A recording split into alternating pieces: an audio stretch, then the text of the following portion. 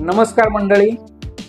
शिक्षणाला जर आपण गंभीरपणे जर घेतलं नाही तर आपल्या आयुष्यामध्ये प्रत्येक वेळी आपल्या आयुष्याची कॉमेडी झाल्याशिवाय राहणार नाही. कारण का अशाही होणारच आहे. कारण का शिक्षणाशिवाय दुसरा कुठलाही पर्याय आपल्याकडे अवेलेबल नाही. या शिक्षणामध्ये मुलांना गोडी कशी निर्माण होईल, शिक्षणाचं इम्पॉर्टन्स काय आहे, थोडक्यात पण महत्वाचं आपण आजच्या या विषयामध्ये बघणार आहोत.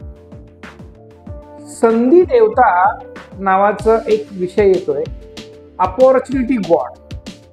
एक गृहस्थ स्टॅच्यूच्या कारखान्यामध्ये गेलेले असतात बघण्यासाठी. तर ही मूर्ती कोणती, ती मूर्ती कोणती, तो व्यक्ती विचारत असतो आणि समोर एक व्यक्ती अशी येते, समोरून एक असा स्टॅच्यू उभा राहतो की ज्याच्या चेहऱ्यावर केस असतात आणि त्या स्टॅच्यूला इथे पंख असतात. आणि ते बघता बघता त्या स्टॅच्यूला हे लोक क्रॉस करून पुढे जातात आणि मग हा विचारतो व्यक्ती तिथल्या मूर्ती स्टॅच्यू बनवणाऱ्या माणसाला की ही कुठली मूर्ती आहे, हा कुठला पुतळा आहे, स्टॅच्यू आहे. तर ते सांगते की ही संधी देवता आहे, ही अपॉर्च्युनिटी देवता आहे, अपॉर्च्युनिटी. तर तो मागं फिरून त्या मूर्तीला टच करायला जातो तर ती मूर्ती उडायला लागते, उडून पुढे जाते. मग त्याला आश्चर्य वाटतं की असं कसं काय.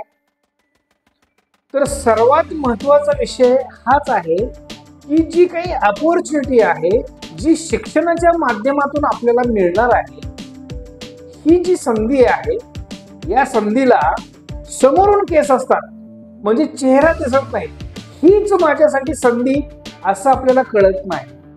पण जेव्हा आपण मागणं तिला टच करायला जातो तेव्हा ती उडून निघून जाते, तेव्हा ती आपल्या हातात येत नाही. तेव्हा संधी ही शोधण्यासाठी, त्याचा विचार करण्यासाठी आपल्याला सतत विवेक बुद्धी डेव्हलप होणं गरजेचं आहे आणि ती शिक्षणातून उभी राहत असते. मग आपलं मॉडर्न एज्युकेशन आहे, त्याचबरोबर आपलं लाईफ ओरिएंटेड आपल्या भारतीय संस्कृतीनं दिलेली विचारधारा असेल. कारण की शिक्षण हे एक प्रभावी शस्त्र आहे ज्याचा वापर करून आपण आपलं स्वतःचं जग बदलू शकतो.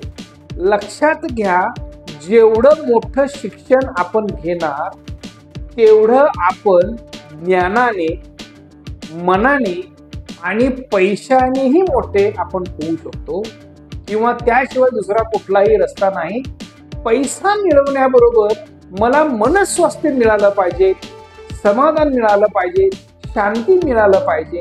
तर यासाठी आपल्याला शिक्षणाची गरज आहे. मॉडर्न एज्युकेशन आणि लाईफ ओरिएंटेड एज्युकेशन, ज्याला आपण भारतीय संस्कृती म्हणतो. डॉक्टर बाबासाहेब आंबेडकर आपल्या सर्वांचे ते पूजनीय आहेत. ते काय म्हणतात, शिक्षण हे वाघिणीचं दूध आहे. याचा अर्थ काय, शिक्षणामुळे माणसाला ज्ञान, त्याच्यामधला आत्मविश्वास वाढतो, त्याचबरोबर त्याला शक्ती मिळते. ज्याप्रमाणे वाघिणीचं दूध पिऊन ते पिलू जसं वाघाचा बछडा बलवान बनतो, त्या पद्धतीनं शिक्षणाचा हा आउटपुट आहे, हा परिणाम आहे. शिक्षणामुळे माणूस ज्ञानवान होतोच, आत्मविश्वास त्याचा वाढतोच. सर्वात महत्वाचा विषय काय आहे की तो समाजाला मदत करण्यासाठी सक्षम बनतो. आता हा जो काय एज्युकेशनचा विषय आहे, आपल्या पूर्वजांनी, आपल्या शास्त्रकारांनी, आपल्या सुभाषितकारांनी काही विषय मांडायचा प्रयत्न केलाय, तो मी थोडक्यात सांगतो आणि आपण इथं थांबूया.